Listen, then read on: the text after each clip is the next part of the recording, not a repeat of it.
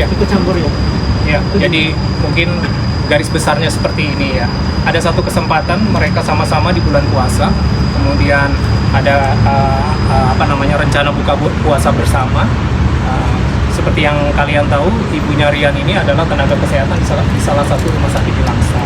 Pada saat itu Rian itu Ricis mungkin menyiapkan es kurma ya, es kurma. Dan itu Rian itu sebenarnya ada amandel gitu, ada riwayat inilah saat itu. Wajar dah si ibu di tengah-tengah itu menyampaikan, Pak Rian kok minum es? Apakah sebaiknya, kok mulai kapan minum es? Dan situ mungkin penerimaan Ricis dengan itu agak sedikit berbeda gitu.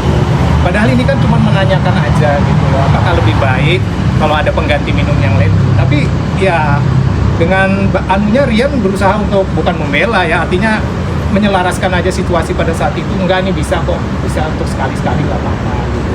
Tapi hal itu mungkin membuat secara fisikis Ricis merasa, wah ini ibu mertua ikut campur terlalu banyak. Itu soal satu mas. Nah, mungkin ini berkelanjut aja soal cenderamata atau hampers. Itu juga perlu disampaikan di sini. Bahwasanya cenderamata itu pada saat mau 1 tahun yang Nona, ada cenderamata yang tersisa. Kemudian panitia ini menyampaikan kepada Rian, itu ada yang sisa tuh, ada sekian lah, pokoknya itu bisa dikirim gitu loh. Oke. Ya udah dong, Rian kan bersiap-siap lah. Oke, ayah pada saat itu kebetulan ayah dan ibu tuh ada di Jakarta gitu loh. Kemudian tiba-tiba ini belum terjadi pengiriman ya, sama sekali itu barang masih di sini. Ternyata Rias dan Ricis berbeda pendapat.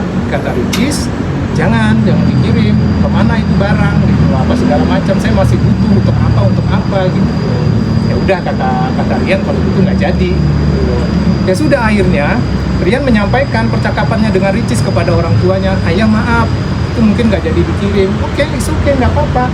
Ricis agak sedikit ini gitu loh, sedikit nggak terima gitu loh, karena dianggap hilang lah, dianggap ada yang nyolong lah, apa segala macem, dan itu nggak benar sama sekali. Akhirnya Rian langsung bicara sama ayah, dan ayah menyampaikan, oh begitu loh kondisinya, udah kalau begitu nggak usah, kata dia, nggak usah dikirim, nggak usah nggak apa-apa, kata dia gitu.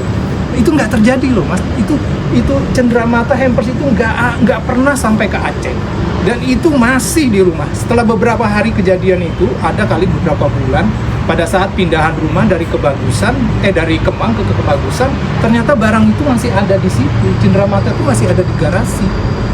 Dan tentunya, oh ini toh kata ayah kan, ini toh barang yang mau ini, tapi barang itu masih di situ, dan memang nggak ada yang nyolong dalam hal ini, dan nggak ada, Rian itu akhirnya memang nggak jadi dikirim, nggak sampai ke tangannya ayah dan ibu juga gitu.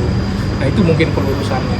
Soal perihal nafkah batin gimana bang? Soal perihal nafkah batin kan katanya Rian sampai mau dibawa ke dokter, bahkan ada obat suplemen untuk terkait nafkah batin itu sendiri. Iya. Jadi soal nafkah batin sebenarnya, pertama fakta persidangan, pihak pengacara lawan dalam hal ini tidak pernah menyampaikan bukti. Kalau orang dituduh ada kelemahan ejakulasi dini kah, atau ada masalah ini, tentunya harus melampirkan apa? Surat keterangan dokter atau rumah sakit. Ini tidak ada sama sekali. Dan betul memang pernah ke rumah sakit, tapi ini hanya konsultasi sifatnya, dan tidak ada treatment apa-apa terhadap Rian gitu. Oke, itu satu hal.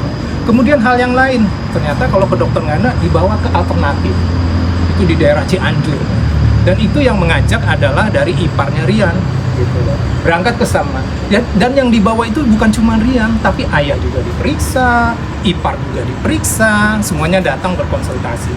Karena ya maaf kata, yang mengobati alternatif ini memang hanya melihat fisik aja, hanya memegang sesuatu aja bisa ngetahui orang ini sakit apa atau segala macam.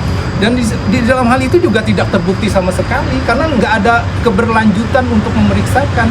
Jadi sekali lagi Mas Dedi tekankan soal nafkah batin itu clear, tidak ada kekurangan apapun dari Rian. Ya, ini dibuktikan dengan lahirnya Mona, dan usia perkawinan mereka ini baru masuk tahun ketiga loh.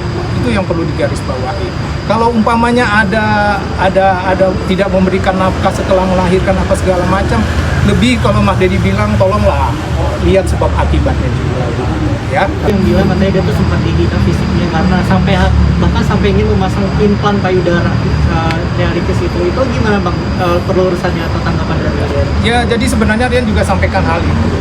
Ya, itu ada dalam tanda petik ada sifat candaan aja sebenarnya, ya. Dan kalau nggak salah memang pada saat itu Ricis juga masih melaksanakan program dietnya dia gitu.